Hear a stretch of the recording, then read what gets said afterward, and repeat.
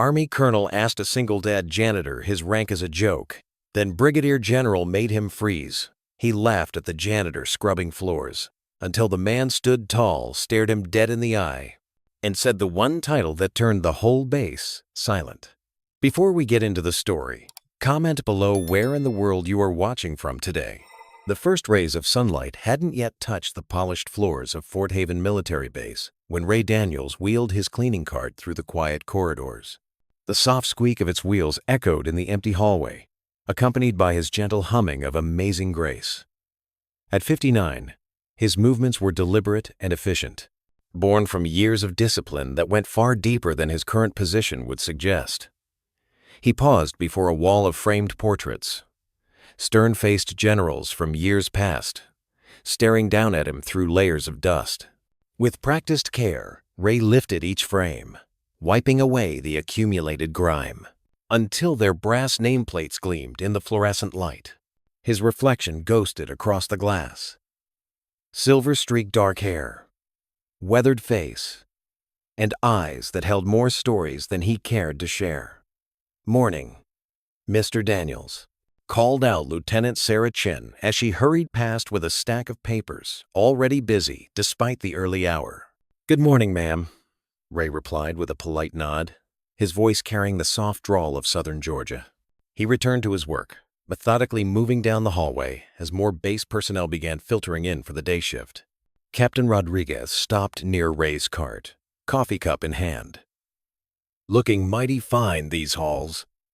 Don't know how you keep them so spotless." "Just doing my job, sir," Ray answered simply, wringing out his mop with strong, calloused hands. He offered a small smile, but kept his eyes on his work, a subtle signal that he preferred to stay focused on his tasks. The morning proceeded with its familiar rhythm as Ray made his way toward the officers' mess. He'd learned the routines of the base like a well-worn map, which officers arrived early for coffee, which doors needed extra attention around their handles, which corners collected the most dirt. The work wasn't glamorous, but Ray approached each task with the same careful attention he'd given everything in his life. As he cleaned around the coffee station, Master Sergeant Torres approached with a fresh pot. "You've got a kid in medical school, right, Ray? My nephew's thinking about applying. Maybe you could share some insights?" Ray's hands slowed slightly on the counter he was wiping. "Yes, sir. My Emma's in her final year." Pride warmed his voice at the mention of his daughter, even as he maintained his characteristic reserve. "She's doing well." "Must be tough, helping with those tuition bills," Torres commented, filling his cup. Ray nodded but didn't elaborate on the years of careful saving, the extra shifts, or the way he'd learned to stretch every dollar since Sarah, his wife, passed away when Emma was only 12. Instead, he simply said, "She's worth every penny, sir." The morning light gradually filled the mess hall's windows as Ray finished his tasks there. A few curious glances followed him. There was something about his bearing, the way he carried himself, that occasionally made people wonder. But Ray had perfected the art of pleasant deflection, keeping conversations brief and focused on the present. During a quiet moment, while restocking paper towels in one of the restrooms, Ray's mind drifted to the photo tucked in his wallet. Emma, at her white coat ceremony, beaming at the camera with Sarah's smile and his determination in her eyes. The same determination that had gotten her through the crushing news of her mother's illness, through the lonely years of being raised by a single father, through the grueling demands of medical school. The base chapel bells chimed noon as Ray settled onto a bench outside for his lunch break. He pulled out a worn leather lunch bag and his phone, right on schedule for Emma's daily call. When it rang, his weathered face softened into a genuine smile. "Hi, Daddy." Emma's voice came through, carrying both enthusiasm and fatigue. "Hey, sweetheart. You eating enough?" It was their ritual question, born from years of making sure she didn't skip meals during study sessions. "Yes, Dad," she laughed, the sound warming his heart despite the tiredness he could hear underneath. "I had that protein smoothie you recommended. Listen, I got the interview. Boston General wants to see me next month for their residency program." Ray's eyes lit up, crinkling at the corners as pride swelled in his chest.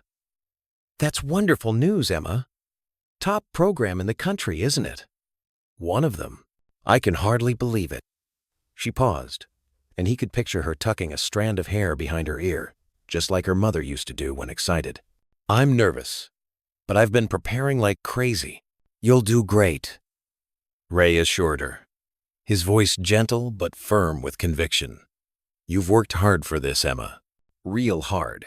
"Thanks, Daddy." Another pause. "Are you taking care of yourself? Not working too many extra shifts?" "I'm just fine," he said, watching young lieutenants hurry past with their lunch trays. "Don't you worry about me. You just focus on that interview." The conversation continued for a few more precious minutes, Ray's usual reserve melting away as he listened to his daughter's hopes and plans. When they said goodbye, he sat for a moment longer, holding on to the warmth of her excitement. A shadow fell across his bench. "Mr. Daniels? Sorry to interrupt your lunch, but there's a spill in the conference room that needs attention." "No problem at all," Ray replied, carefully packing away his barely touched sandwich. He stood with the same quiet dignity he brought to everything, ready to tackle whatever the afternoon might bring. The pride from Emma's news stayed with him, a private joy warming his heart as he pushed his cart toward the next task. The next morning brought the usual bustle to Fort Haven's officers' mess hall. Ray worked methodically, pushing his mop across the gleaming floor in precise, overlapping strokes. The lunch hour crowd was beginning to filter in, their polished shoes clicking against the dry sections of tile, while they carefully navigated around his "Caution Wet Floor" sign. Ray kept to himself, as he always did, focusing on the rhythm of his work. The familiar smell of pine cleaner mixed with the aromas drifting from the mess hall. Today's special was pot roast, he'd overheard. He adjusted his plain gray maintenance uniform, making sure to stay clear of the officers' paths as they walked past. Colonel Travis Harrington's voice carried down the corridor well before he appeared. He was holding court with a group of junior officers, his crisp uniform adorned with rows of colorful ribbons. The colonel's carefully maintained salt and pepper hair and ramrod straight posture commanded attention, and he knew it. "And that's when I told the general," Harrington was saying, his voice filled with self-importance, "that his strategy needed serious reconsideration." He laughed, and his audience of subordinates dutifully chuckled along. Ray continued mopping, moving slightly to the side to let the group pass. But Colonel Harrington stopped, his eyes falling on the janitor with an amused glint. The junior officers halted behind him, forming a small half-circle. Well, Harrington said, a smirk playing at the corners of his mouth. "Maintaining standards, are we?" He gestured at Ray's mop with an exaggerated sweep of his hand. "Yes, sir," Ray replied quietly, his face neutral as he continued working. The colonel's smirk widened. "You know, you've got better posture than half my lieutenants." He turned to his audience, encouraging their laughter. "Must have picked up something from being around all us military types." Ray simply nodded, neither encouraging nor discouraging the conversation. "Come on now," Harrington pressed, clearly enjoying himself. "You must have served." "What was your rank, soldier?" His tone was patronizing, as if speaking to a child. Ray paused his mopping and looked directly at the colonel for the first time. His voice was steady and calm when he answered, "Brigadier General, retired." The words hung in the air like smoke. The junior officers' smiles froze, then faded. Colonel Harrington's face went through a rapid series of expressions: amusement, confusion, and finally, disbelief. "You're joking," Harrington said flatly, though uncertainty had crept into his voice. Ray said nothing, returning to his mopping with the same quiet dignity he'd shown before. His silence spoke volumes.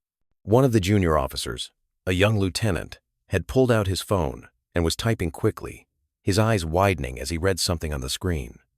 He cleared his throat, nervously. "Sir," he said to Colonel Harrington, keeping his voice low, but not quite low enough. He's telling the truth. Brigadier General Raymond Daniels." Distinguished Service Cross, Silver Star, 2 Purple Hearts, Gulf War Hero. The color drained from Colonel Harrington's face. He stood there, rigid, as the implications sank in. He'd just spent the last few minutes mocking an officer who had outranked him, a decorated war hero who was now quietly mopping the floors of his base. The colonel opened his mouth as if to say something, then closed it. His jaw clenched tight, and without another word, he turned on his heel and strode away quickly, his previous swagger replaced by stiff, uncomfortable movements. The junior officers scattered after him, shooting confused and embarrassed glances back at Ray. Ray kept working, as if nothing had happened. He finished mopping the corridor, making sure every inch was clean, before moving on to the maintenance room. The fluorescent lights hummed overhead as he closed the door behind him. Finally alone, he walked to his locker and opened it carefully. From the back, behind his spare uniform and lunchbox, he pulled out a small wooden box. The wood was worn smooth from years of handling. Ray sat down on the room's only chair and placed the box gently in his lap. Inside, protected by a clear plastic sleeve, was a photograph. Ray looked at his younger self, standing tall in his dress uniform, ribbons and medals gleaming on his chest.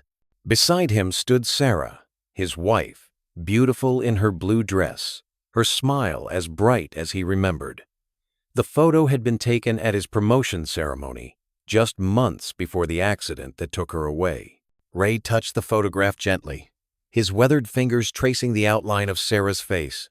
He sat there in silence, surrounded by mops and cleaning supplies, a general turned janitor holding onto a piece of his past while the present waited outside the door. The small kitchen in Ray's modest home, filled with the aroma of simmering beef stew, a recipe his wife had taught him years ago. His laptop sat on the counter, propped against a flour canister, while Emma's face beamed from the screen. The kitchen's yellow light cast a warm glow that made her look less pale than she had lately. And then Dr. Matthews said, "My diagnosis was spot on," Emma said, her eyes bright despite the obvious fatigue in her voice. "He thinks I have real potential in pediatrics." Ray stirred the pot slowly, nodding with pride. "That's wonderful, sweetheart." He tried to keep his voice light, but something in his tone must have caught Emma's attention. She leaned closer to her camera. "Dad, everything okay? You seem quieter than usual." Ray managed a small smile. "Just a long day, that's all." He didn't mention the incident with the colonel or the stirring it had caused. Emma had enough on her plate with her studies and her health. "You work too hard," she said softly. "Maybe it's time to—" "The stew's almost ready," Ray interrupted gently. "Better eat before my late shift." "Love you, kiddo." "Love you too, Dad." The next morning, Fort Haven buzzed with whispered conversations. Ray noticed it the moment he walked through the maintenance entrance. 2 young sergeants who normally barely glanced his way stopped their conversation to watch him pass. "Is it true?" one whispered to the other. "Brigadier General?" Ray kept his eyes forward, focusing on his work card. He'd known this would happen. It was why he'd kept quiet all these years. The quiet simplicity of his job had been a comfort, a refuge from the weight of command and the memories it carried. By mid-morning, the subtle shifts in behavior became impossible to ignore. Junior officers who used to brush past him now stepped aside, offering respectful nods. A master sergeant actually said, "Good morning, sir," before catching himself and hurrying away. At 1,100 hours, his supervisor approached with an apologetic expression. "Mr. Daniels, they need you in the administration building. HR and the base commander want to see you." Ray nodded, having expected this too. He cleaned his hands, straightened his maintenance uniform, and walked to the imposing brick building with measured steps. Inside, the office air conditioning hit him with familiar efficiency. Colonel Patricia Martinez, the base commander, stood as he entered. Behind her desk lay a familiar form, a DD-214, the military's discharge documentation. Ray had brought his own copy, tucked in his breast pocket. "Mr. Daniels," she said, her tone carefully neutral. Or should I say, General Daniels? Ray is fine, ma'am. He handed over his copy of the DD-214 without being asked. The HR official, a thin man with wire-rimmed glasses, compared the documents while Colonel Martinez studied Ray with undisguised curiosity. She read, 2 silver stars, Bronze Star with Valor device, Desert Storm, Operation Iraqi, Freedom. Yes, ma'am. Ray kept his responses short and professional. The HR official cleared his throat. Everything checks out, Colonel. Brigadier General Raymond Daniels, retired 2012. Colonel Martinez pressed a button on her desk phone. Send in Colonel Harrington. The door opened moments later, and Colonel Harrington entered, his face a careful mask. He'd clearly been briefed on what was coming. His eyes flickered between Ray's maintenance uniform and his own pristine service dress. And something like shame crossed his features. Colonel, Martinez said firmly, you have something to say to General Daniels? Harrington stepped forward, spine rigid. Sir, I wish to formally apologize for my unprofessional and disrespectful behavior yesterday. It was unbecoming of an officer and... Ray held up a hand, stopping him. Colonel, he said quietly, respect can't be forced. It's lived. The words hung in the air between them, heavy with meaning. Harrington's carefully constructed. Expression cracked slightly, revealing genuine remorse. He nodded once, sharply, understanding far more than just the words. After being dismissed, Ray walked back across the base grounds, the late afternoon sun casting long shadows across the parade field. His shoes scuffed quietly against the sidewalk as he passed the towering flagpole where the stars and stripes rippled in the Georgia breeze. A young private crossing his path suddenly stopped, his muscle memory taking over at the sight of Ray. His arm snapped up in a crisp salute before his brain could remind him that the man before him wore a maintenance uniform. Ray returned a small nod, his chest tight, with conflicting emotions. This was exactly what he'd wanted to avoid. The attention, the weight of rank and recognition settling back onto his shoulders.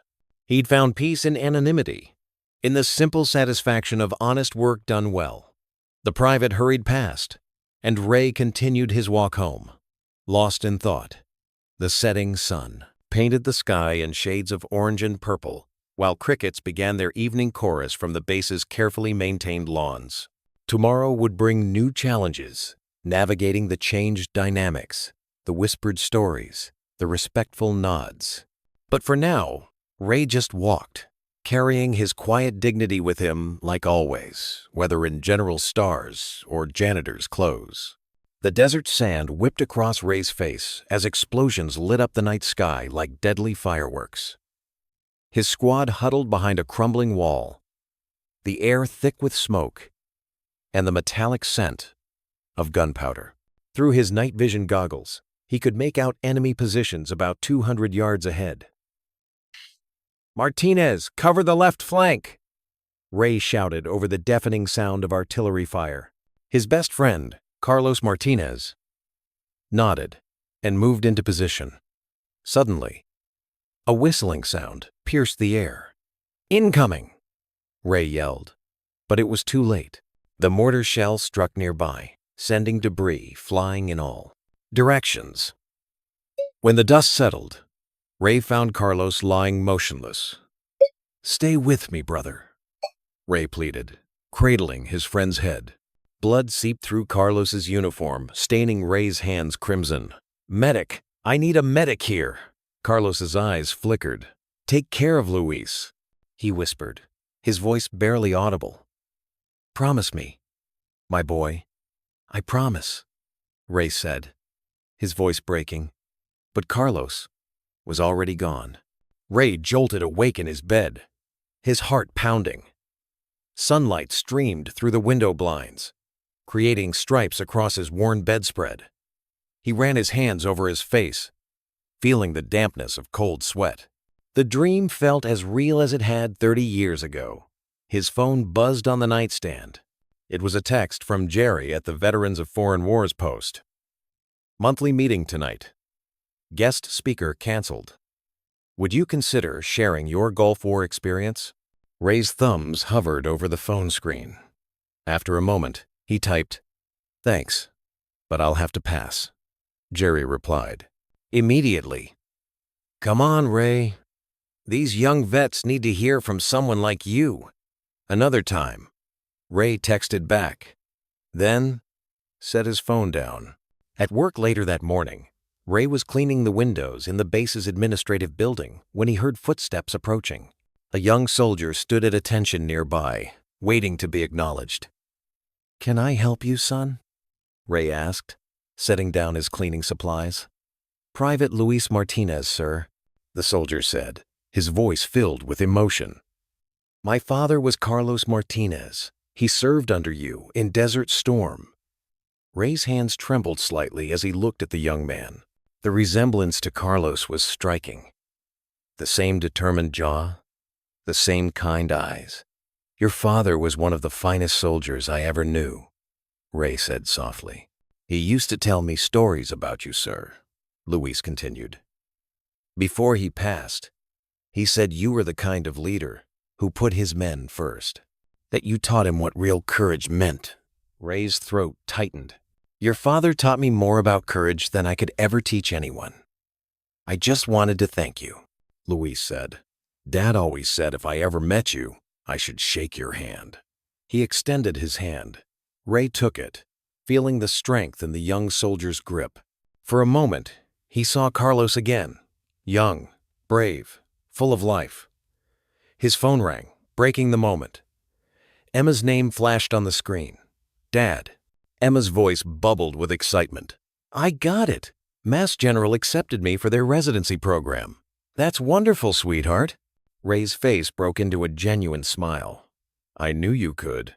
His words were cut short by the sound of Emma coughing violently on the other end. The fit lasted several seconds, each cough seeming worse than the last.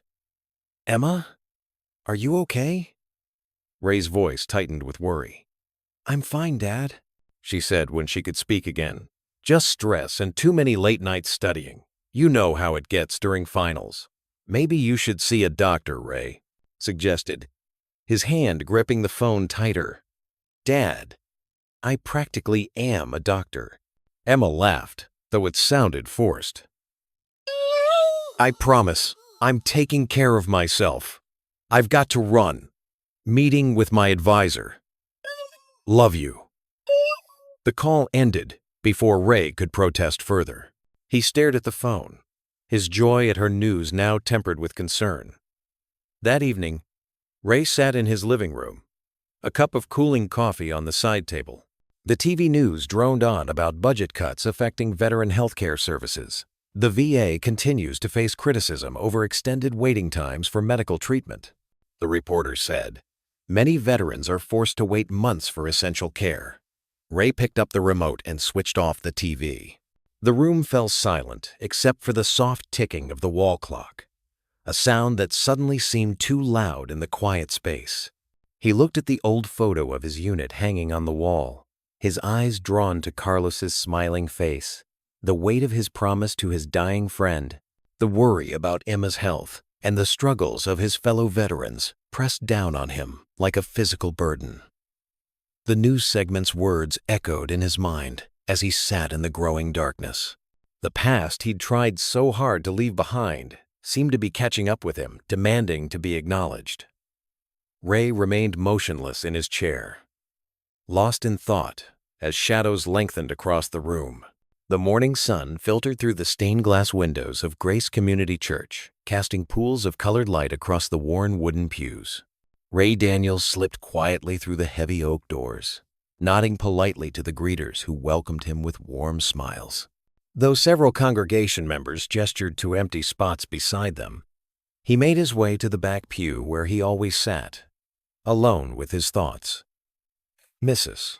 Peterson, a kindly widow who ran the church's food pantry, touched his shoulder as she passed. "Good morning, General," she whispered. Ray gave her a gentle smile but said nothing. The title still felt strange here, in this peaceful place so far from the battlefields where he'd earned it. The familiar scent of old hymnals and furniture polish filled the air as the congregation settled in. Pastor Elijah Brooks stood at the pulpit, his weathered face creasing into a thoughtful expression as he surveyed his flock. The morning sunlight caught the silver in his hair, reminding Ray of desert frost. "Today," Pastor Brooks began, his rich voice carrying to every corner of the sanctuary, "we're going to talk about the burdens we carry in silence." Ray's hands tightened imperceptibly on the wooden pew in front of him. The pastor's eyes seemed to find his for just a moment before continuing. "Sometimes, the heaviest weights we bear are the ones nobody sees, the worries that keep us awake at night, the memories we can't share, the service we give without recognition." The pastor's words settled over the congregation like a gentle blanket. But God sees. He knows. Every silent prayer, every quiet act of kindness, every burden carried with dignity. Ray thought of his mop and bucket at the base, of the medals locked away in his closet at home. He thought of Emma, working so hard at medical school, never complaining, even when exhausted. His throat tightened. In Matthew 6-4, Pastor Brooks continued, "We're told that your Father, who sees what is done in secret, will reward you. This isn't just about giving in secret. It's about living with integrity, even when no one is watching." The sermon touched something deep in Ray's soul. He remembered countless nights in the desert, making decisions that would affect hundreds of lives, carrying the weight of command alone. Now he carried different burdens, but the principle remained the same: duty, honor, quiet service. After the final hymn, as the congregation began to filter out, Pastor Brooks made his way to where Ray sat. The two men had known each other for years, sharing a connection forged by their military service, though they rarely spoke of it. "Ray," the pastor said warmly, settling into the pew beside him, "how's Emma doing? Still burning the midnight oil at medical school?" Ray's face transformed at the mention of his daughter, pride pushing aside his usual reserve. "She's amazing, Pastor. Top of her class. Just got selected for that residency she wanted." His eyes sparkled as he spoke about her achievements. "She's got your determination," Pastor Brooks noted with a smile, "and your heart for service." "She's got her mother's brains, thank goodness," Ray replied softly, his smile turning wistful. They chatted for a few more minutes before Ray headed home, the pastor's words about unseen burdens still echoing in his mind. The late morning sun warmed his face as he walked the few blocks to his modest house, where photos of Emma's graduation and academic achievements lined the walls. He was preparing a simple lunch when his phone rang. Emma's face lit up the screen. "Hi, sweetie," he answered, already smiling, but something in her voice made the smile fade. "Dad," she said, trying to sound casual but not quite succeeding. "Don't worry, but I'm at the hospital." Ray's heart stuttered. "What's wrong?" "Probably nothing," she assured him quickly. "Just some tests. I've been really tired lately, more than usual, and my supervising physician noticed some bruising." His military training kicked in, keeping his voice steady, even as his hand gripped the counter. "What kind of tests?" "Blood work, mostly. Maybe a bone marrow biopsy if they think it's necessary." She paused. "Dad, I'm sure it's fine. I just wanted you to know." After they hung up, Ray paced his small living room, unable to shake the feeling that something was terribly wrong. The hours crawled by like years. The call came as evening shadows were stretching across his floor. This time, Emma's voice was different, smaller, scared in a way he hadn't heard since she was a little girl, waking from nightmares. "Dad?" Her voice cracked. "The tests. They found something." The world seemed to tilt on its axis as she spoke the words: "Acute myeloid leukemia. Advanced. Aggressive. Treatment needed to begin immediately." Ray's legs gave out. He sank to his knees in the middle of his living room, still clutching the phone as Emma tried to sound brave, talking about treatment options and survival rates. with forced clinical detachment. "I'll be there first thing tomorrow morning," he managed to say, his voice hoarse. "I love you, baby girl." "I love you too, Dad." After they hung up, Ray stayed on his knees in the darkening room. The silence pressed in around him like a physical weight. With trembling hands, he reached for the Bible on his coffee table, his wife's Bible, the one she'd read from every night before bed. Opening it, he took out the photo he kept pressed between its pages. Emma at her white coat ceremony, beaming with joy and possibility. His vision blurred as he traced her face with his finger. "Please," he whispered into the darkness, his voice breaking. "Please, not her too." Tears fell onto the open pages as he cradled the Bible and photo to his chest, rocking slightly as he prayed. "Lord, please, not my little girl." The only answer was the soft ticking of the clock on the wall and the sound of his own ragged breathing in the empty house. The fluorescent lights hummed quietly in the empty hallway as Ray pushed his cleaning cart toward the officer's mess. His shoulders, usually straight despite his years, carried a visible weight this morning. The mop moved mechanically across the floor, his mind elsewhere, in a sterile hospital room where his daughter fought an invisible enemy. Lieutenant Sarah Chen noticed it first. Ray's usual gentle smile was missing, replaced by deep worry lines around his eyes. When she greeted him, his response was barely above a whisper. "Everything okay, Mr. Daniels?" she asked, genuine concern in her voice. Ray paused his mopping, his weathered hands tightening around the mop handle. "Emma's sick," he said simply, his voice rough. "Cancer." The word hung heavy in the air. Lieutenant Chen's hand flew to her mouth. Oh no. News traveled fast on a military base. By mid-morning, the whispers had reached Colonel Harrington's office. The man who had once mocked Ray sat at his desk, staring at a framed photo of his own daughters. Shame colored his features as he remembered his earlier behavior toward a man who had served with such distinction. "Jenkins," he called to his aide, "get me everything you can on treatment options for acute myeloid leukemia, and find out which hospital Emma Daniels is being treated at." Down the hall, Captain Luis Rodriguez, the young officer whose father had served under Ray, was editing a video on his phone. He'd spent the morning interviewing base personnel about Ray, the quiet janitor who turned out to be a decorated general, now facing his toughest battle yet. "He's the kind of leader we all aspire to be," one sergeant said on camera. "Humble, dedicated, putting his daughter through medical school without ever mentioning his own sacrifices."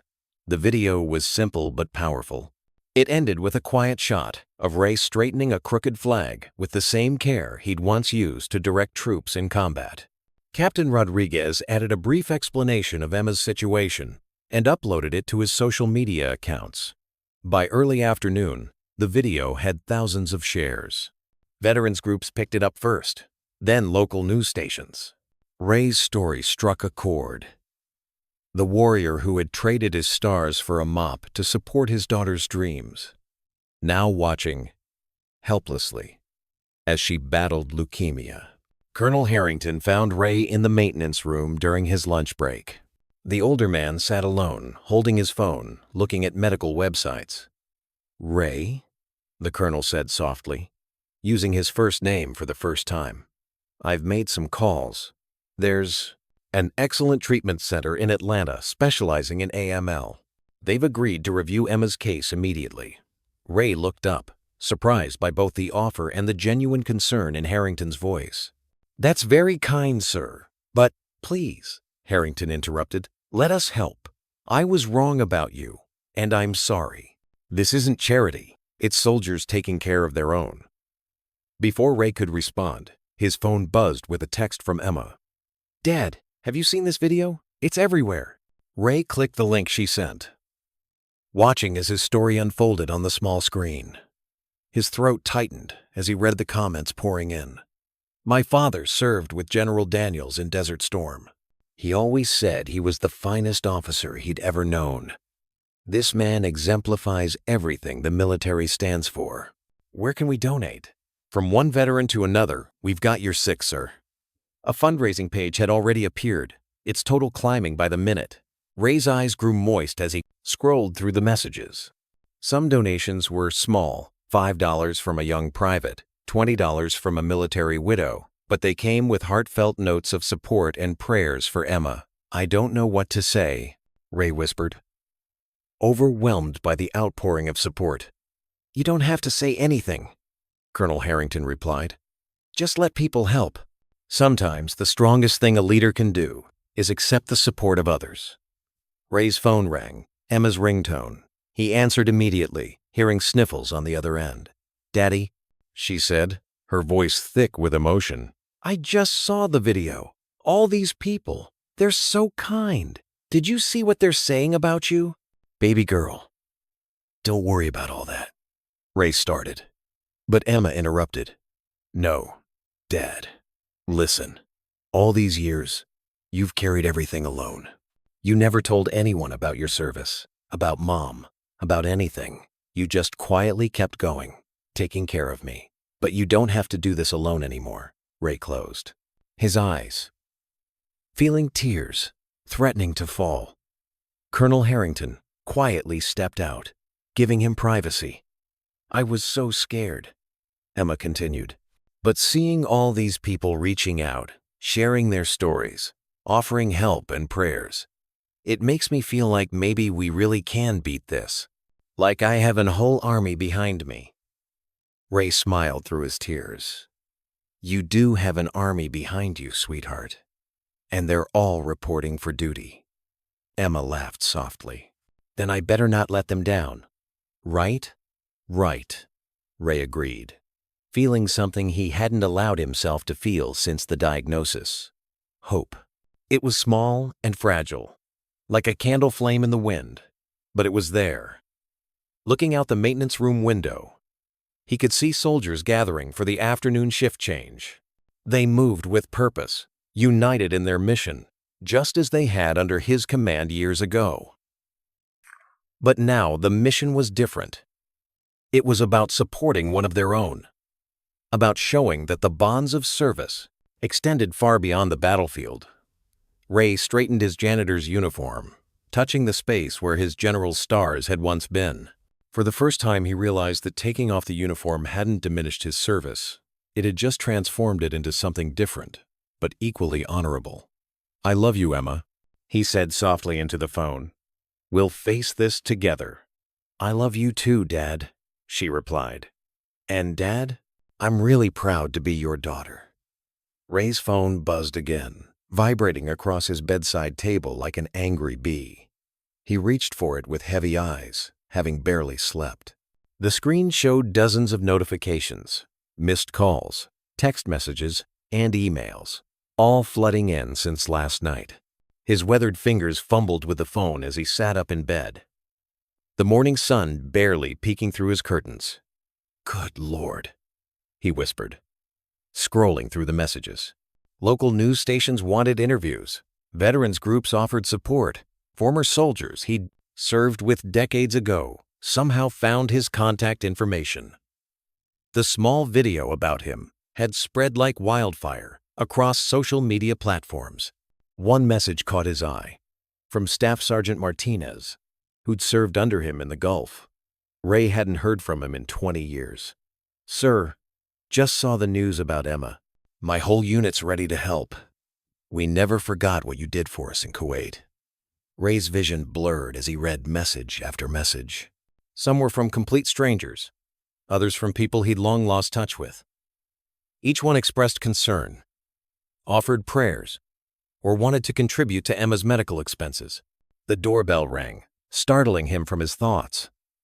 Ray quickly pulled on a worn blue sweater over his t-shirt and walked to the front door. Through the window, he saw Colonel Harrington standing on his porch wearing jeans and a casual jacket instead of his usual crisp uniform. Ray opened the door, and for a moment, both men stood in awkward silence. The colonel looked different somehow. Humbled, his usual military bearing softened by genuine concern. "Mr. Daniels." "Ray," Harrington began, clearing his throat. "May I come in?" Ray nodded and gestured toward his small living room. Family photos lined the walls. Emma's graduation, her first day of medical school, moments frozen in happier times. "Coffee?" Ray offered, his host instincts kicking in despite everything. "No, thank you." Harrington sat on the edge of the couch, his hands clasped together. "I came to apologize. Really apologize this time. Not because protocol demands it, but because I was wrong. Dead wrong." Ray settled into his old armchair, watching the younger officer carefully. "I've spent the last day making calls," Harrington continued. "There's a clinical trial at Memorial Sloan Kettering in New York. Cutting-edge treatment for AML. Very selective, very expensive." He leaned forward. "I pulled every string I could. They'll take Emma if she can get there within the week." Ray's breath caught in his throat. Memorial Sloan Kettering was one of the best cancer centers in the world. The kind of place that usually had waiting lists months long. "I don't know how to thank you," Ray said quietly. "Don't." Harrington shook his head. "This is me trying to make things right. The base has arranged transport, medical evacuation flight, door-to-door service." He pulled out a folder. "All the paperwork's ready. She just needs to sign." Ray's phone buzzed again. It was Emma. "Dad?" Her voice sounded tired but determined. "Have you seen the news? It's everywhere. People I don't even know are sending me messages of support." "I know, sweetheart." Ray's voice softened the way it always did when talking to his daughter. "How are you feeling?" "Tired, but okay." She paused. "Dad, is someone there with you?" "I hear voices." "Colonel Harrington is here. He's found a treatment option in New York. One of the best hospitals in the country." There was silence on the other end as Emma processed this information. "The trial program at Memorial Sloan Kettering?" "Dad, that's incredible." "But how?" Harrington spoke up. "Consider it the U.S. Army taking care of one of its own, Miss Daniels." After discussing the details with Emma, they set the plans in motion. The next few hours passed in a blur of activity. Ray called the base to arrange time off. Emma's medical records were transferred. Old military contacts reached out with offers of housing in New York. By late afternoon, Ray stood in Emma's old bedroom, packing her suitcase. He folded her clothes carefully, comfortable sweaters for the hospital, her favorite scarves to keep her warm, the soft blanket her mother had made years ago. His hands moved methodically with the precision of his military training, but his heart felt heavy. A blue silk scarf, a gift from her graduation, slipped through his fingers. A tear fell onto the delicate fabric before he could stop it. Ray quickly wiped it away with his sleeve, hearing Emma's footsteps in the hallway. "Dad?" Emma stood in the doorway, looking small and young, despite her 24 years. "Need any help?" Ray straightened up, forcing a smile. "Almost done here, sweetheart. Just making sure you have everything you need." Ray and Emma stood at the entrance of Mount Sinai Hospital, their eyes drawn upward to the towering glass and steel structure that seemed to touch the clouds. The morning sun reflected off the windows, creating a dazzling display that made Emma squint. Around them, the busy streets of New York City pulsed with an energy that felt foreign to their quiet life back in Georgia. "It's so big," Emma whispered, clutching her father's arm. Despite her usual brightness, fear flickered across her pale face. Ray squeezed her hand, his own heart racing beneath his calm exterior. "We'll figure it out together, sweetheart." He adjusted the strap of their overnight bag on his shoulder and guided her through the revolving doors. Inside, the lobby bustled with activity. Medical staff in various colored scrubs rushed past, while patients and visitors filled the waiting areas. The antiseptic smell hit Ray immediately, so different from the pine-scented corridors he cleaned back at Fort Haven. At the reception desk, a kind-faced woman helped them navigate the paperwork. Dr. Morrison's team is expecting you on the 7th floor, she explained, handing them visitor badges. Oncology department. The elevator ride was silent. Emma leaned against the wall, her breathing slightly labored from just the short walk. Ray watched her reflection in the metal doors, noting how the fluorescent lights made her look even more fragile. On the oncology floor, they were greeted by Dr. Morrison, a tall woman with silver-streaked hair and gentle eyes. She led them to a consultation room filled with medical charts and a state-of-the-art computer system. Emma's case is promising for our trial, Dr. Morrison explained, pulling up detailed screens of test results. The genetic markers in her leukemia respond well to this new treatment protocol. She paused, making sure they followed. However, I want to be clear. This is still experimental therapy. We're hopeful, but we need to be cautious. Emma nodded, her medical training helping her understand the technical terms. Ray noticed how she straightened in her chair, switching from patient to almost doctor mode. What's our first step? She asked. We'll start with comprehensive baseline testing today, doctor, Morrison replied. Then we'll begin the first round of chemotherapy tomorrow morning. The next few hours passed in a blur of blood draws, scans, and examinations. Ray stayed by Emma's side through each procedure, watching as she answered questions with remarkable composure.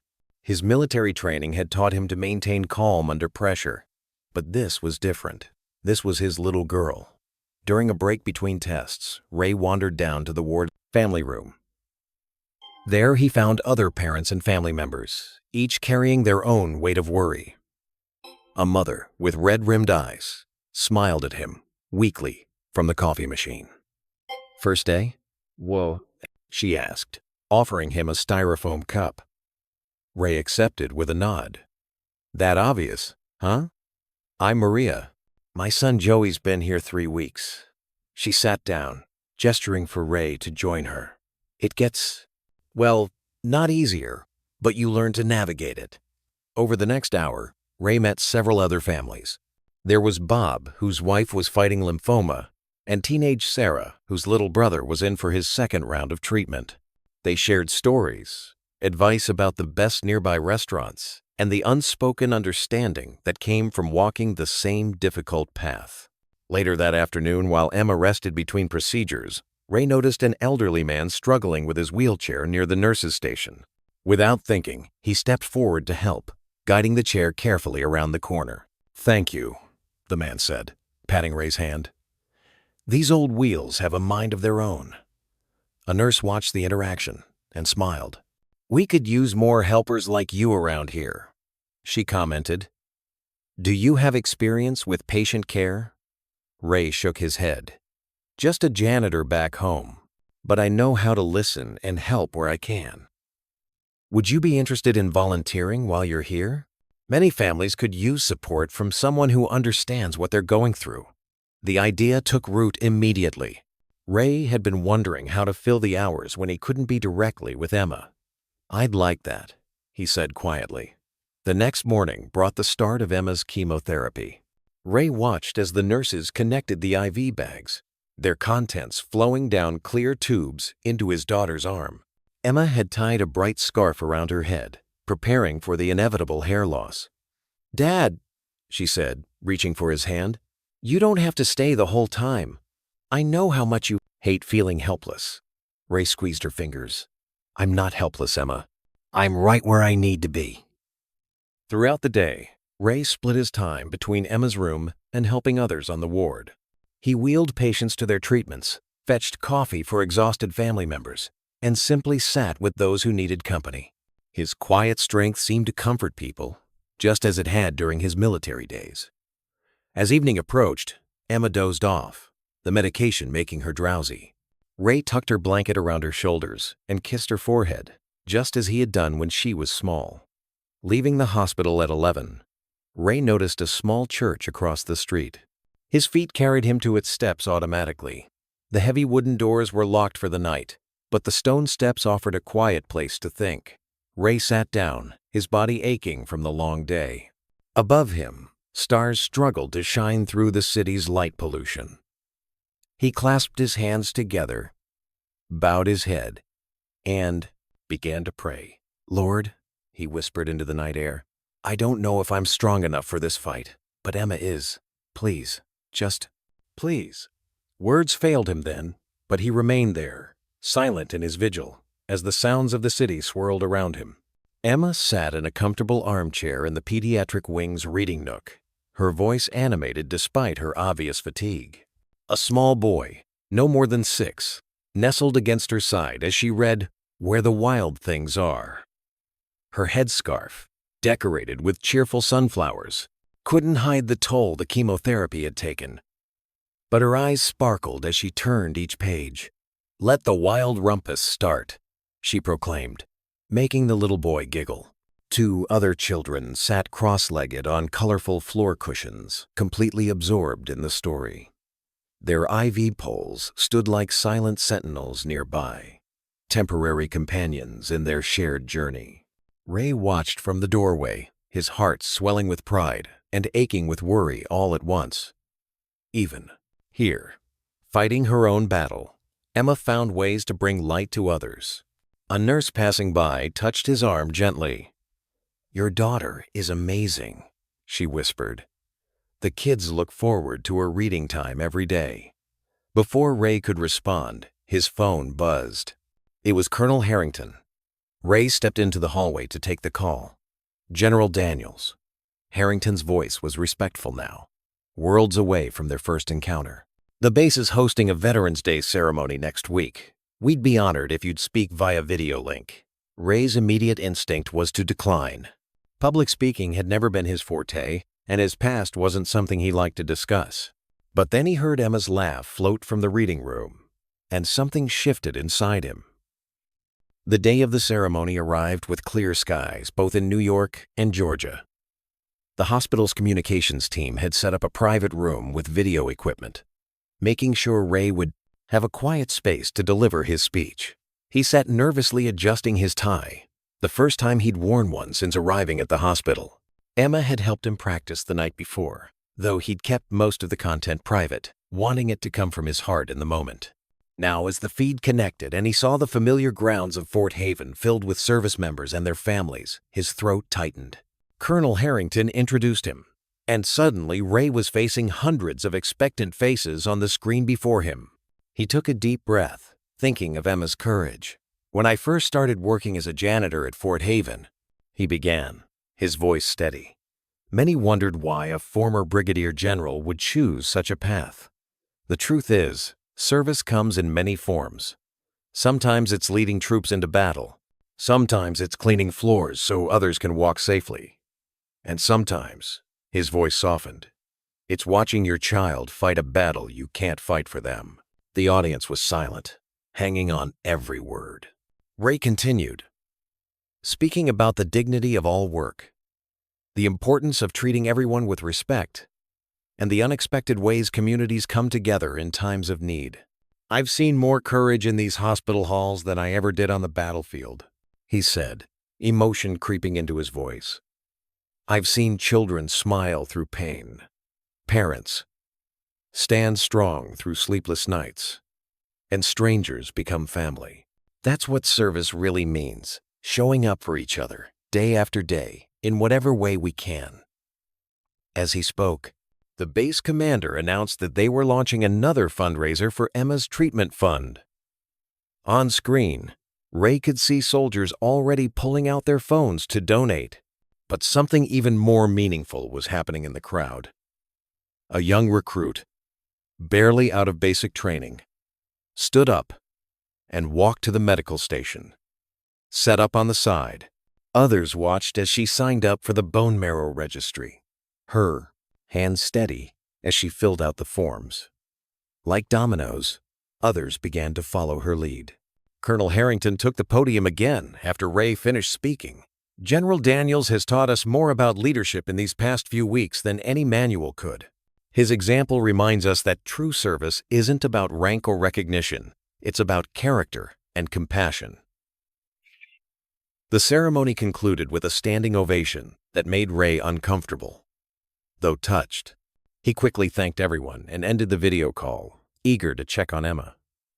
The walk back to her room felt longer than usual, his emotions raw from sharing so much of himself. When he reached her door, he paused. Through the window, he could see Emma had fallen asleep in her hospital bed. In her hand, she clutched an old photograph, the one from his maintenance locker of him in his dress uniform standing with her mother. Sunlight filtered through the window, casting a warm glow on her peaceful face. Ray stood there for a long moment, watching his daughter sleep. The photo in her hand seemed to bridge past and present, reminding him that some battles were worth fighting, no matter the cost. 3 weeks had passed since Emma started her treatment, and the sterile hospital corridors felt more like home now. Ray stood beside Dr. Matthews as she reviewed Emma's latest test results, his weathered hands clasped tightly behind his back, an old military habit he couldn't shake. "Mr. Daniels." "Doctor," Matthews said, her face brightening as she pointed to the charts. "Emma's white blood cell count is showing remarkable improvement. The treatment appears to be working better than we anticipated." Ray's shoulders relaxed for the first time in weeks. He studied the numbers on the screen, though they meant little to him. What mattered was the doctor's smile, genuine and hopeful. "When can I tell her?" Ray asked, his voice thick with emotion. "Let's go now, doctor," Matthews replied, gathering her tablet. "This is the kind of news that shouldn't wait." They found Emma in her room, wrapped in her favorite quilted blanket from home, working on medical school assignments on her laptop. She looked up as they entered, her eyes searching their faces.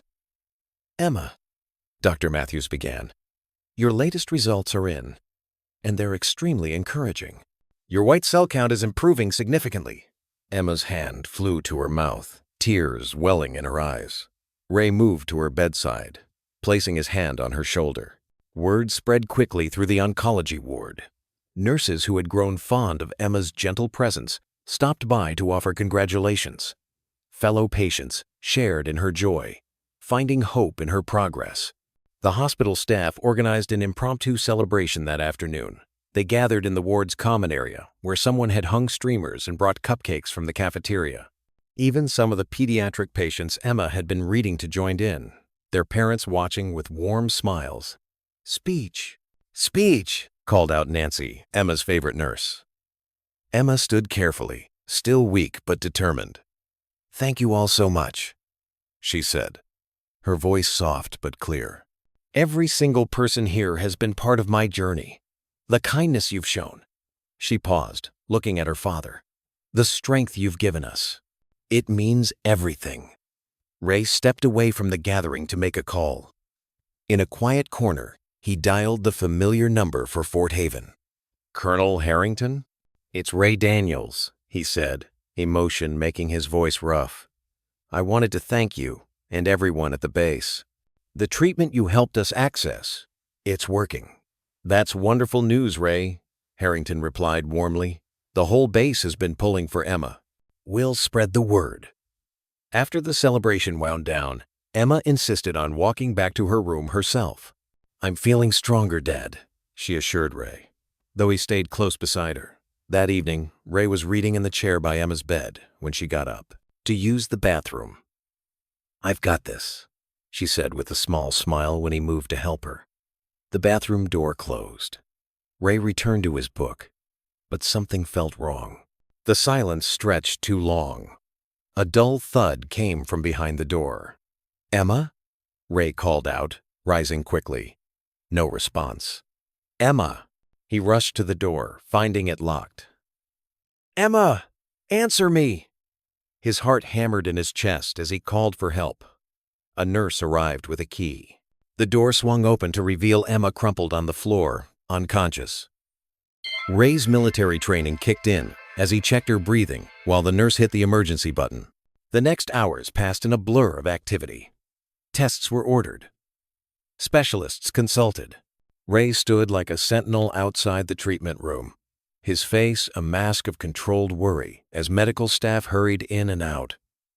Finally, Dr. Matthews approached, her earlier optimism replaced by professional gravity. Mr. Daniels, please come with me. In her office, she pulled up new scan. Results. The cancer has returned, she said quietly. The genetic markers show it's more aggressive than before.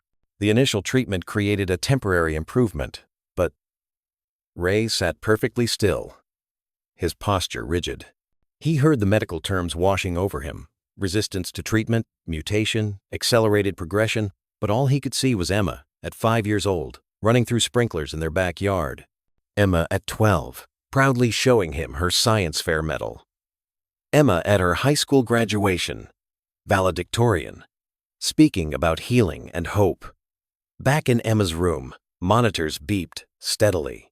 She lay sleeping, pale against the white sheets, the sunflower scarf askew on her pillow. Ray settled into the chair beside her bed and gently took her hand in his. His throat ached with unshed tears, but they wouldn't come.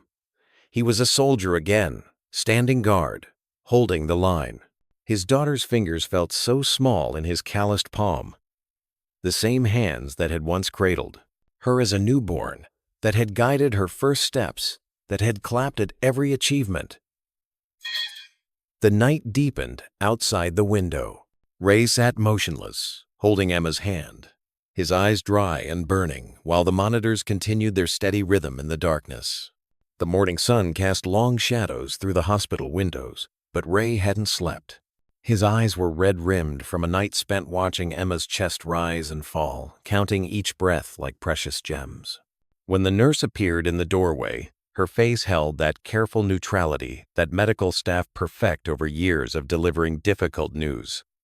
"Mr. Daniels?" Her voice was gentle. "Emma asked me to give you this, in case." She extended a plain white envelope, slightly creased at the corners.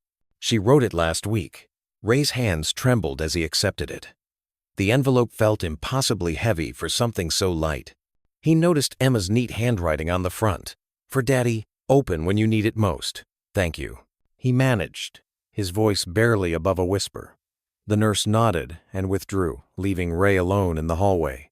He found himself walking without direction, his feet carrying him to a quiet corner near the vending machines. The same ones where he'd bought Emma her favorite chocolate bars when her appetite returned briefly last week. With careful movements, he broke the seal and unfolded the letter. Emma's handwriting danced across the page, strong and certain. "Dear Daddy, if you're reading this, it means things aren't going the way we hoped. I know you're probably sitting somewhere alone right now, carrying this weight all by yourself. That's what you've always done. Been the strong one, the quiet hero, the man who never asks for help. But now you must fight for hope, Daddy. Not just for me, but for all the others like me. Remember what you taught me about leadership? True leaders rise highest when others need them most. Well, I need you to rise now. You've spent years hiding your rise. You've spent is the morm, Mal, and rise, with B, and light, thinking your time of service was over. But maybe God had a bigger plan. Maybe all of this, even the hard parts, is leading to something greater than we imagined. I see how people respond to you, how they trust you without even knowing why. Use that gift, Daddy. Help others find their courage, like you've always helped me find mine. I'm not giving up. I'm just asking you to be the general again. Not for war this time, but for hope. Build an army of helpers. Show people how to fight with love. Remember when Mom died and you told me that grief was just love with nowhere to go? Well, here's somewhere for it to go. Use it. Transform it. I love you more than words can say. You've been the best father a girl could ask for. Now it's time to be a father to many. With all my heart, Emma." The paper crumpled slightly in Ray's grip as his shoulders began to shake. For the first time since Emma's diagnosis, he allowed himself to truly break down. His sobs echoed in the empty hallway. years of carefully maintained control finally cracking. A janitor pushing his cart stopped nearby, respectfully averting his eyes. Ray noticed the man's presence and felt a sudden connection. How many times had he been that invisible witness to others' private pain? After several minutes, Ray straightened his back. He carefully folded the letter and tucked it into his shirt pocket, close to his heart. Emma was right. It was time to be a leader again. He made his way to the hospital chapel, where he'd spent countless hours these past weeks. But this time, instead of sitting in silent prayer, he took out his phone. His fingers moved swiftly as he typed out messages to Colonel Harrington and several other old military contacts. Need your help organizing a marrow registry drive. Emma's fight isn't over. Responses came quickly. Within an hour, he had the beginnings of a plan. The hospital's social worker stopped by, offering to connect him with local news stations and advocacy groups. Ray accepted, something he would have refused just weeks ago. By afternoon, he was standing in Emma's room, speaking quietly into a reporter's microphone. Every 4 minutes, someone is diagnosed with blood cancer. Every donor who joins the registry could be someone's miracle. We're asking people to fight with us, to give hope a chance. The story aired on the evening news. Within hours, social media lit up with the hashtag number for Emma. People began sharing their own stories of loss, hope, and the power of donation. Ray watched in amazement as the movement grew, spreading far beyond Fort Haven. A young soldier from his base posted a video of himself getting swabbed for the registry, challenging others to do the same. General Daniels taught us that true strength is in serving others. He said, "This is our chance to prove it." The hashtag number for Emma appeared on more and more screens, each share a tiny beacon of hope, lighting up the darkness. Ray sat beside Emma's bed, holding her hand, as she slept, and felt something shift inside him. This wasn't just about his daughter anymore. It was about every daughter, every son, every person, waiting for their match. He touched the letter in his pocket and whispered, "I hear you, baby girl." The general's back on duty. The Fort Haven parade ground buzzed with activity as dozens of white medical tents stretched across the normally empty field. Banners reading, "Number for Emma Donor Drive," fluttered in the Georgia breeze. Ray stood at the entrance, watching as soldiers and civilians formed long lines that snaked between the tents. Colonel Harrington appeared at Ray's side, tablet in hand. "Sir, you should see this."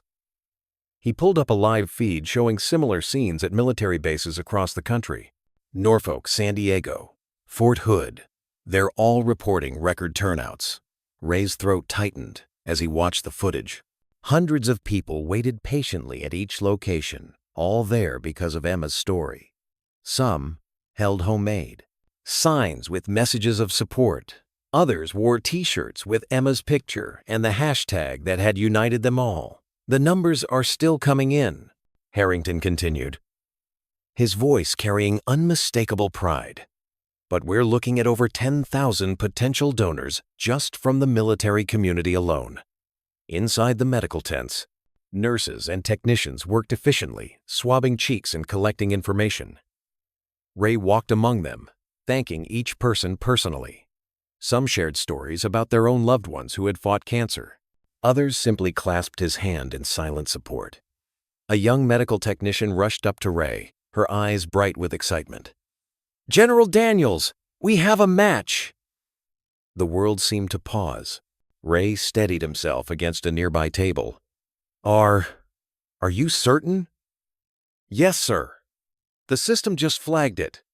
A perfect match from Fort Benning. They're contacting the donor now." Within an hour, Ray learned the donor's name, Jared Thompson, a fresh recruit who had just completed basic training. When asked why he'd enlisted, Jared mentioned seeing Ray's Veterans Day speech. The next morning, Ray sat across from Jared in the hospital's consultation room. The young man seemed almost shy, his hands clasped tightly in his lap. He couldn't have been more than 20. "I don't know what to say," Ray began, his voice rough with emotion. "Thank you seems inadequate."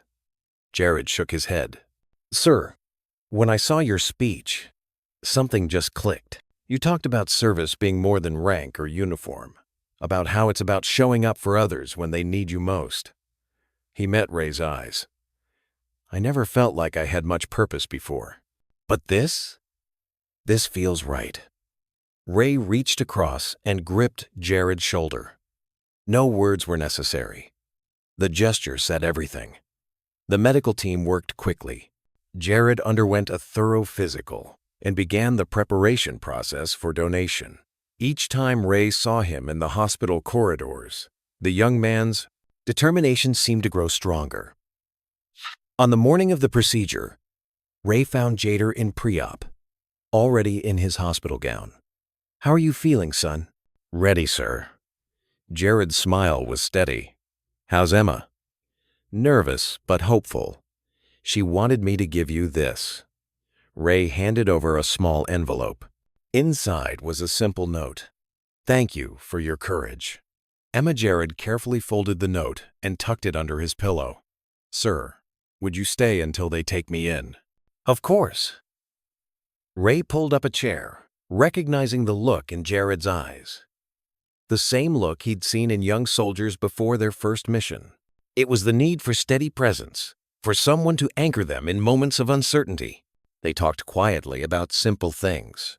Jared's hometown in Minnesota, his plans for his military career, his mother's famous apple pie.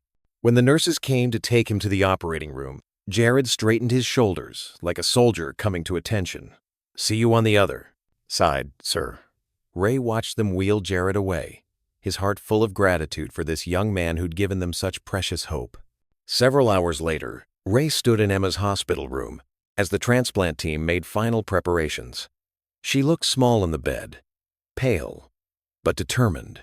Her medical school textbooks were still stacked on the bedside table, a testament to her refusal to give up on her dreams.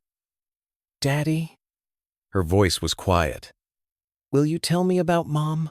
"About the day I was born?" Ray sat beside her, taking her hand. He could feel her pulse, steady and strong like her spirit. "Your mother was so calm that day, even when I was falling apart with worry. And it was, the moment they placed you in her arms, it was like the whole world made sense." Emma squeezed his hand. "That's how I feel now. Scared, but peaceful, if that makes sense. Like everything is happening exactly as it should." The transplant team arrived, their movements efficient but gentle. As they prepared to move Emma to the operating room, Ray leaned down and kissed her forehead, breathing in the familiar scent of her shampoo. "I love you, baby girl." "Love you too, Daddy." Ray walked alongside the gurney, still holding Emma's hand. The corridor seemed endless, the fluorescent lights blurring above them. At the operating room doors, he gave her hand one final squeeze before letting go. He watched as they wheeled her through the double doors, his daughter's brave smile the last thing he saw before they swung shut. The hospital room was eerily quiet, except for the steady beeping of monitors. Ray sat in the worn vinyl chair that had become his second home, watching Emma's chest rise and fall beneath the thin blanket. The bone marrow transplant was complete, but now came the hardest part, waiting to see if her body would accept the new cells. Sunlight filtered through the blinds, casting zebra-striped shadows across Emma's pale face. Ray reached out and adjusted her blanket, though it didn't need adjusting. He just needed to do something, anything, to feel useful. "Your mom would know exactly what to say right now," he whispered, his voice rough from lack of sleep. She always had the right words. The nurses came and went, like clockwork, checking vital signs and administering medications. They had grown fond of Ray, bringing him extra blankets and making sure he ate. Some even started leaving coffee for him in the morning. During the long hours, Ray read everything he could find about bone marrow transplants. He learned about stem cells and immune systems, about rejection and recovery. The medical terms were foreign to him, but he studied them like battle plans. When he wasn't reading medical literature, he read to Emma. Sometimes it was from her favorite childhood books, worn copies of Anne of Green Gables and Little Women. Other times, he read from his old Army field manual, telling her stories about his training days that he'd never shared before. In the evenings, he sang. His voice wasn't particularly good, but he remembered all the lullabies her mother used to sing.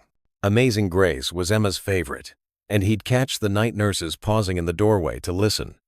"Remember when you were 5, he said one afternoon, holding her hand, "and you insisted on wearing your princess dress to soccer practice? You said a princess could do anything she wanted." He chuckled softly. "You were right, baby girl. You were right about so many things." Every morning, Ray posted updates on the Number 4 Emma page that had grown to over 1 million followers. He shared the small victories, stable vital signs, good blood counts, no signs of rejection. The responses flooded in, thousands of people offering prayers and support. Colonel Harrington called daily, keeping Ray updated about the continued donor drives at military bases across the country. More matches were being found for other patients, creating a ripple effect of hope that spread far beyond Emma's case. During one particularly long night, Ray found himself writing a letter in his journal. "Dear younger me, you think you know what strength is. You've led men into battle, made hard decisions, carried the weight of command. But son, you haven't seen real strength yet. You'll find it in a hospital room, watching your little girl fight for her life with a smile on her face. You think you know what fear is. You've faced enemy fire, lost friends, seen the worst of war, but you haven't known true fear until you've held your child's hand. While doctors say words like aggressive cancer and experimental treatment, you think you know what love is. You've married your soulmate, started a family, built a life, but you haven't experienced the full depth of love until you've seen complete strangers line up for hours to try to save your daughter's life.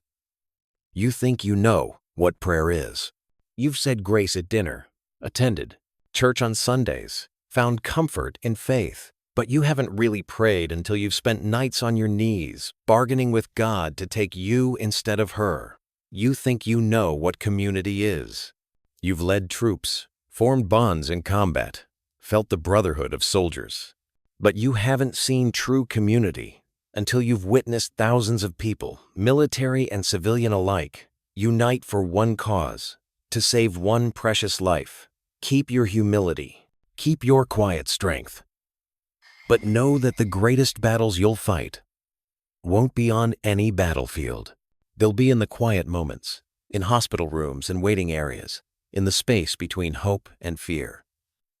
Ray paused in his writing as he heard a change in Emma's breathing pattern. He looked up to see her eyelids fluttering. "Emma?" he whispered, leaning forward. Her eyes opened slowly, focusing on his face. A small smile touched her lips. "Emma?" "Daddy," she whispered, her voice barely audible. "I think we made it." Ray reached for her hand, his own trembling slightly. The morning sun was just beginning to rise, painting the room in soft golden light. The monitors continued their steady rhythm, marking each precious moment, each beat of her strengthening heart. The morning sun streamed through the hospital window as Emma took her first tentative steps away from the bed. Ray hovered nearby, his hands ready to catch her if she stumbled. But she didn't. Each small step was deliberate and determined, just like her father had taught her. "Look at you," Ray said softly, his eyes glistening, "getting stronger every day." Emma's hospital gown swished as she made her way to the window.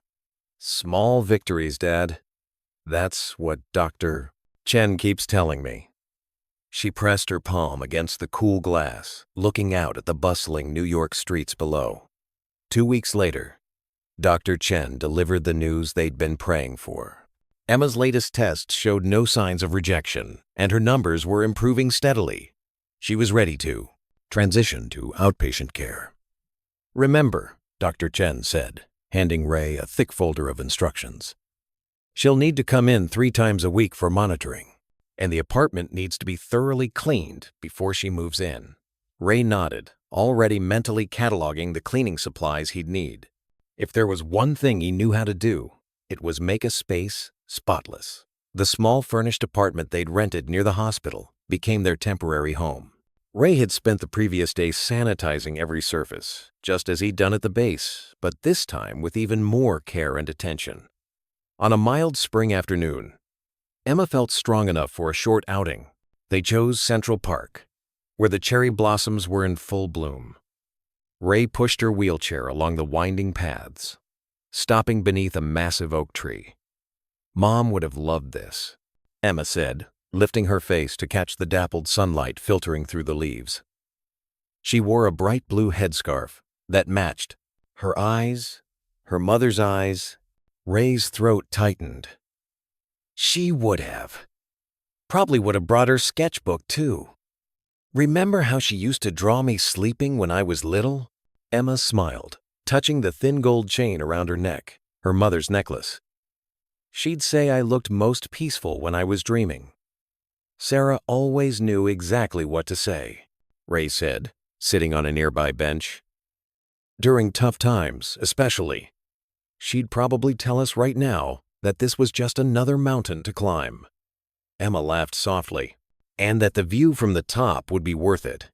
She paused, watching a young family walk by. "I got an email from the dean yesterday." Ray raised his eyebrows. "Oh? They want me to speak at graduation." Emma turned to face him. "Even though I missed the last semester, they're still giving me my degree. Apparently my story has inspired a lot of people to join the medical field." Pride swelled in Ray's chest. "Of course they want you to speak. You've shown more courage than most soldiers I've known." "I learned from the best," Emma said, reaching for his hand, "though I'm not sure what I'll say." "Just tell your truth," Ray replied, squeezing her fingers gently. "That's all anyone can do." They stayed in the park until the sun began to set, watching children play and dogs chase frisbees. It was a glimpse of normal life, something they hadn't experienced in months. Back at the apartment, Ray helped Emma with her evening routine of medications and vital checks. The bedroom was small but comfortable, with photos from home taped to the walls, her medical school acceptance letter, pictures of their house in Georgia, and her mother's favorite painting of a sunset. As Emma settled into bed, Ray pulled the covers up to her shoulders, just as he had done countless times when she was small. The gesture made them both smile, remembering simpler times. "Good night, soldier," Ray said softly, using the nickname he'd given her when she was 5, and declared she wanted to be brave like Daddy. Emma's eyes were already heavy with sleep, but her smile remained. "Good night, General," she whispered back, their private joke now carrying years of shared meaning. Ray turned off the light, leaving the door slightly ajar, and another habit from her childhood. He stood in the doorway for a moment, watching his daughter's peaceful face in the soft glow from the hallway. In that quiet moment, he sent up a silent prayer of gratitude for each small step forward, each new day they were given together. The Georgia morning painted Fort Haven in shades of gold and green. Flags snapped crisply in the breeze as soldiers and families gathered on the parade ground. A simple podium stood before rows of folding chairs, with a banner reading, "Welcome Home, Ray and Emma Daniels," stretched between two poles. Ray sat quietly in the front row, his old dress uniform fitting perfectly despite the years. The brass buttons caught the sunlight, and his medals, previously stored away in a box, now adorned his chest. Emma sat beside him, her face glowing with health and happiness, though she still carried a light blanket against the morning chill. Base Commander Richardson stepped up to the podium, his voice carrying across the assembled crowd. "Today, we honor not just a decorated veteran, but a man who showed us that true service comes in many forms." He gestured toward Ray. Brigadier General Raymond Daniels never stopped serving, even when he traded his uniform for a janitor's coveralls. His humility, dignity, and unwavering dedication remind us what real leadership looks like. Ray's eyes remained fixed ahead, but Emma squeezed his hand. Around them, Faces both familiar and new nodded in agreement. The young private who had first discovered Ray's identity sat a few rows back, beaming with pride.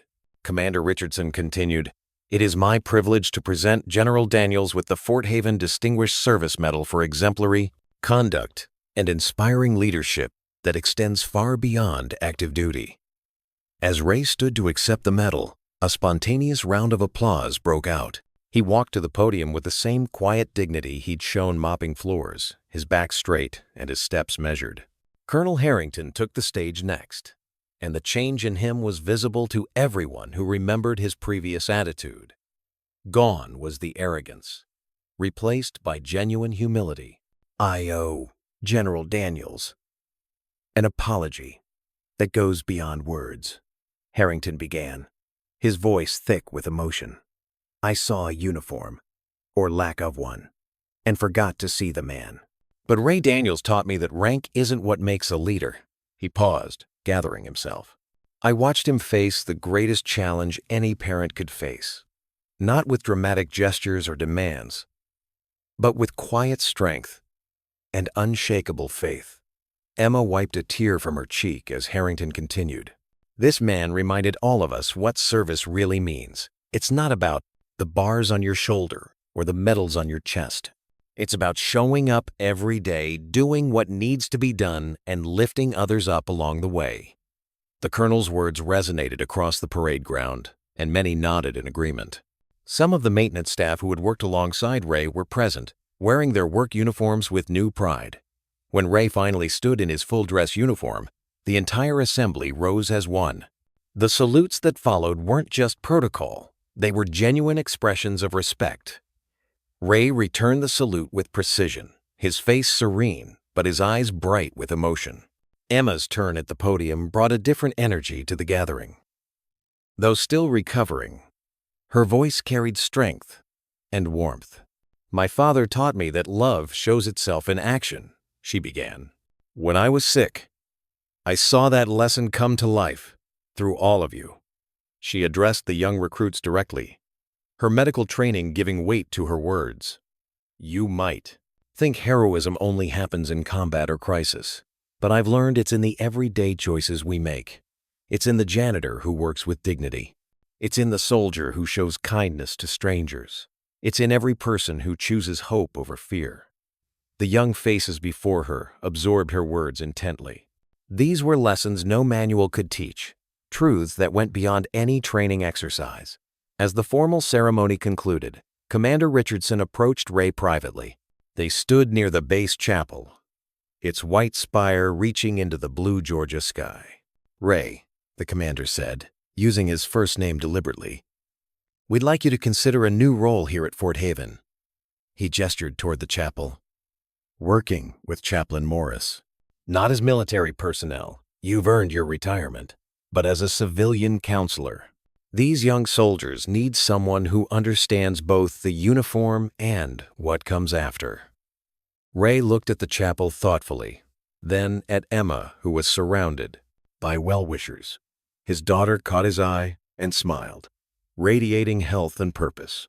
He turned back to the commander, understanding that this wasn't charity or ceremony. It was an opportunity to continue serving in a new way. The morning sun climbed higher over Fort Haven, touching everything with promise.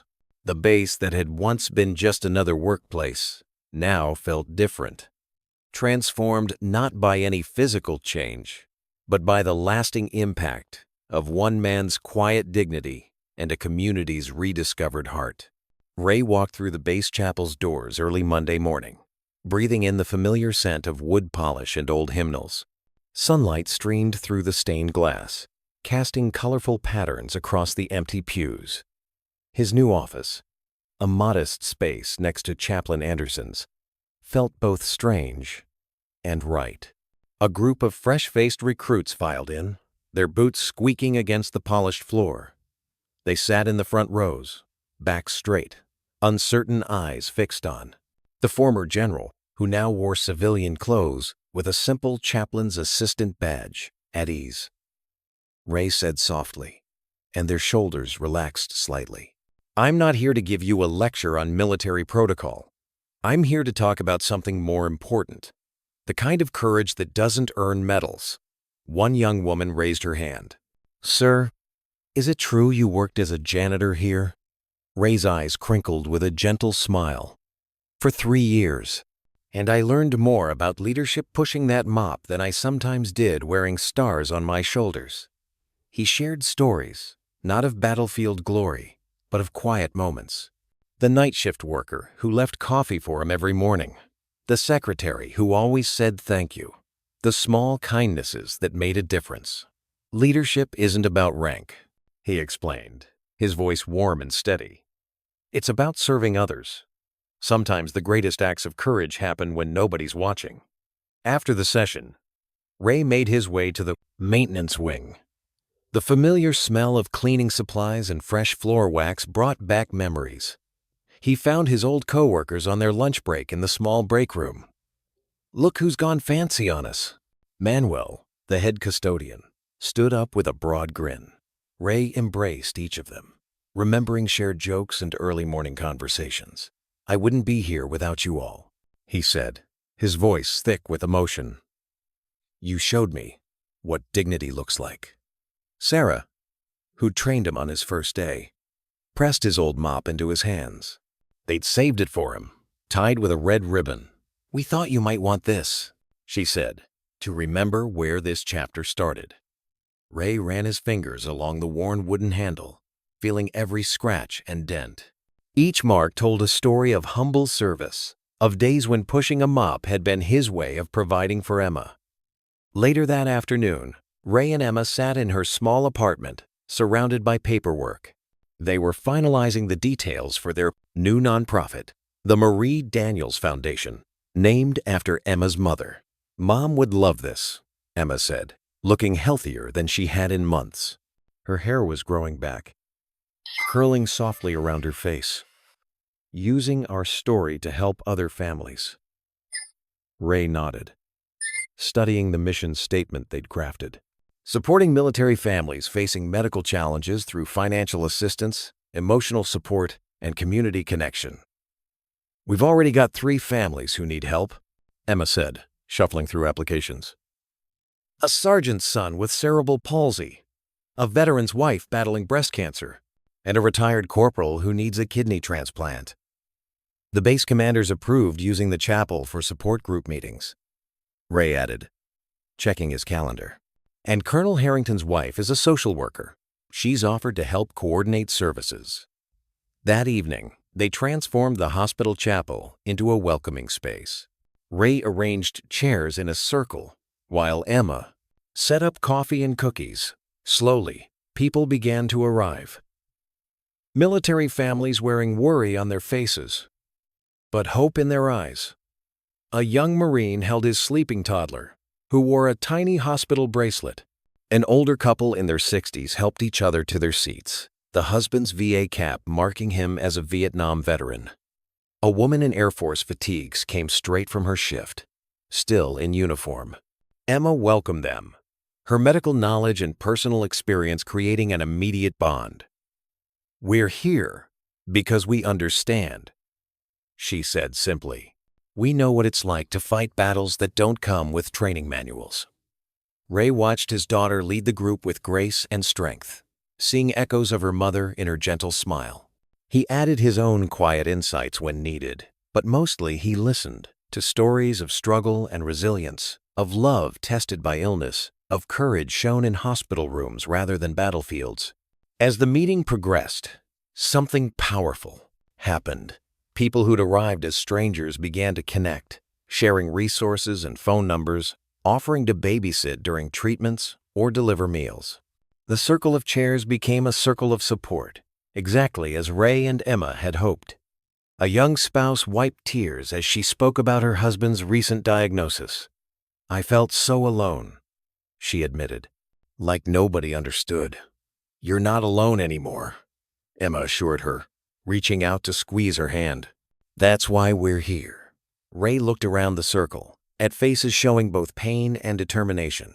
He thought about his own journey, from decorated general to humble janitor to something new. A guide for others, walking similar paths. Each role had taught him something valuable about service, about what it meant to lead and support others. The setting sun painted the chapel in soft orange light as they continued sharing, learning, and supporting one another. In this sacred space, rank and status meant nothing. What mattered was the common ground they shared.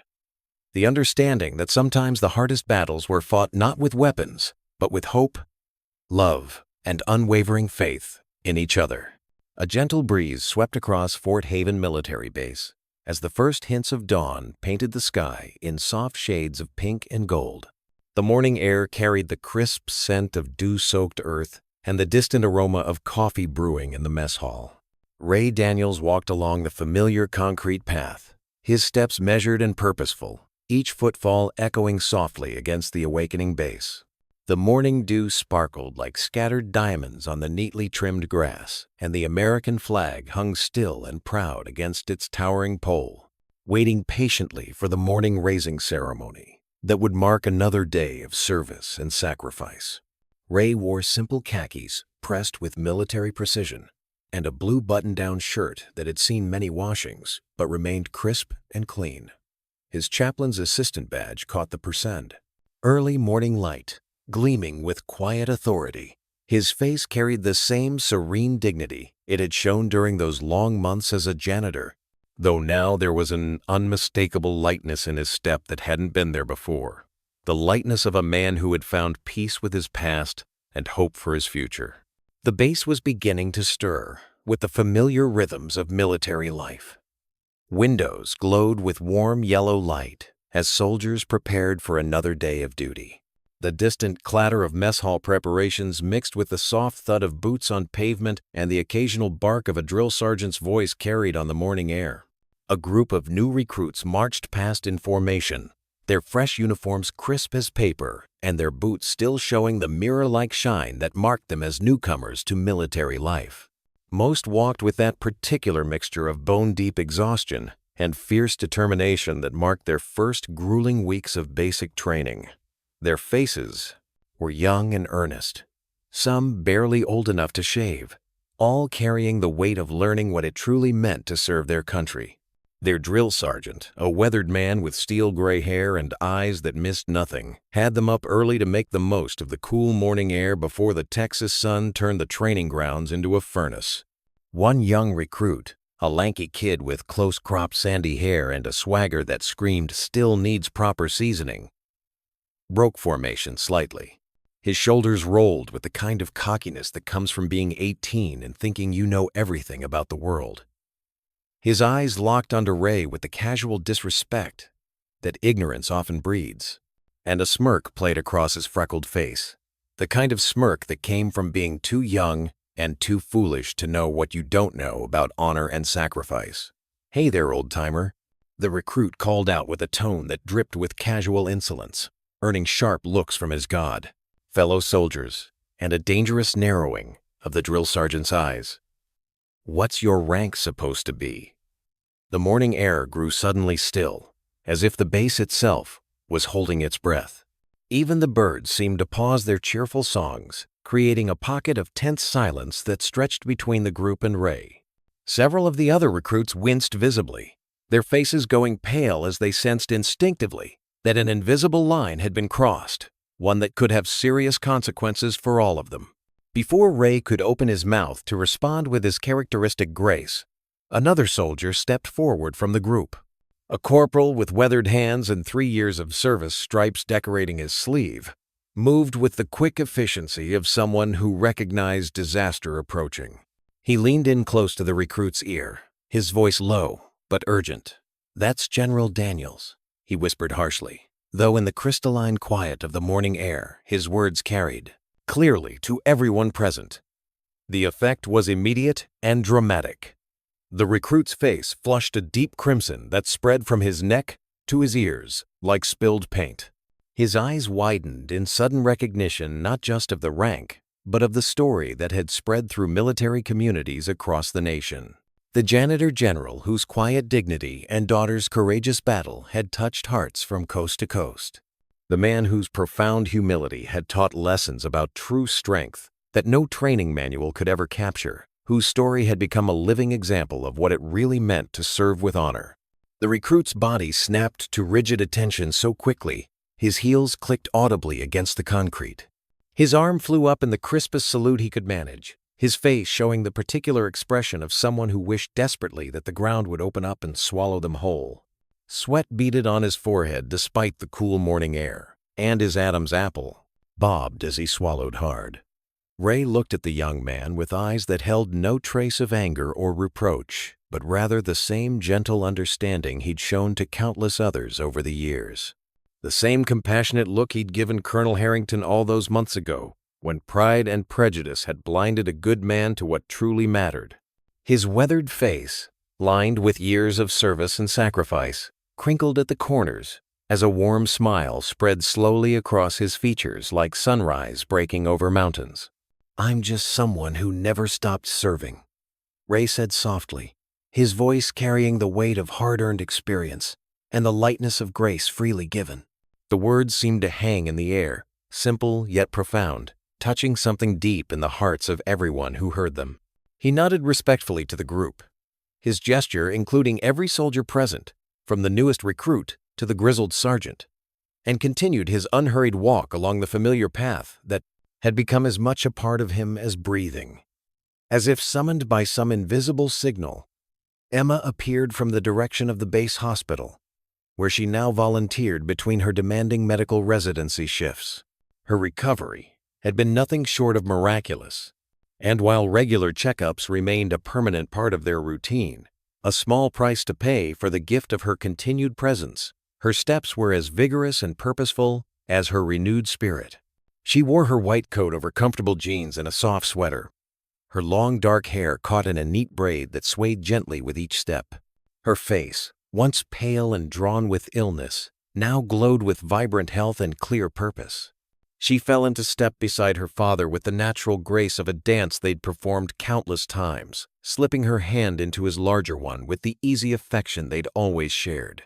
The simple gesture spoke volumes about their unbreakable bond forged in loss, tested by hardship, and strengthened by love that had weathered every storm. Together, they walked toward the rising sun, their shadows stretching long and dark behind them on the concrete path.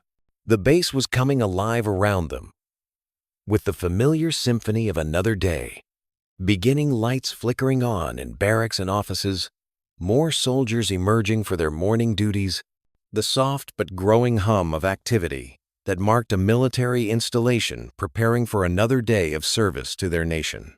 Behind them, the honor guard approached the flagpole with measured steps, their movements precise and reverent as clockwork.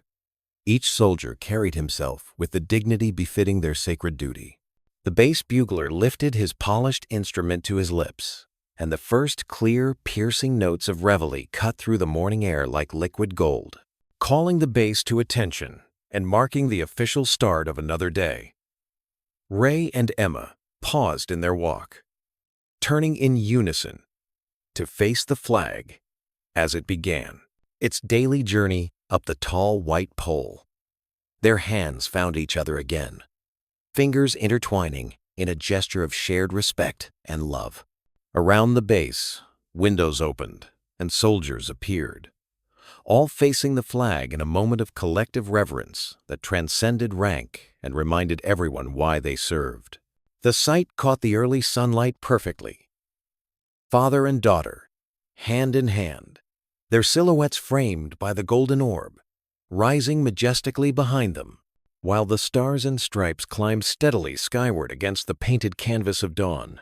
The same flag that had draped Ray's fallen friend in the scorching desert of the Gulf War, that had covered his beloved wife's casket on that terrible day, that changed everything, that had witnessed Emma's fierce fight for life in sterile hospital rooms, now rose to mark another day of service, another day of hope, another day of the endless human capacity for courage and love. The recruits stood frozen in their formation, watching, with new eyes and awakened hearts. They saw more than just a former general and his daughter taking their morning walk. They saw living history standing before them, A breathing testament to the transformative power of humble service, and a powerful reminder that true strength and real heroism often come wrapped in the most unassuming packages, sometimes in the form of a man who traded his stars for a janitor's uniform and never counted the cost. The flag reached its peak, catching the morning breeze and unfurling in all its red, white, and blue glory. The fabric danced against the brightening sky, a symbol of everything these men and women had sworn to protect and defend. Ray and Emma turned back toward their path, their steps falling into perfect synchronization as they walked together toward whatever the new day would bring. Their story had become woven permanently into Fort Haven's rich fabric, a living lesson in courage, humility, and the enduring power of love and service. That place would inspire generations of soldiers yet to come. What would you do if you were in their place? Comment your answer below, and let's see how you'd rewrite the ending. If you enjoyed the story of Raymond Ray Daniels, I handpicked the next story that you will enjoy. Please don't miss this one. Click here to watch it.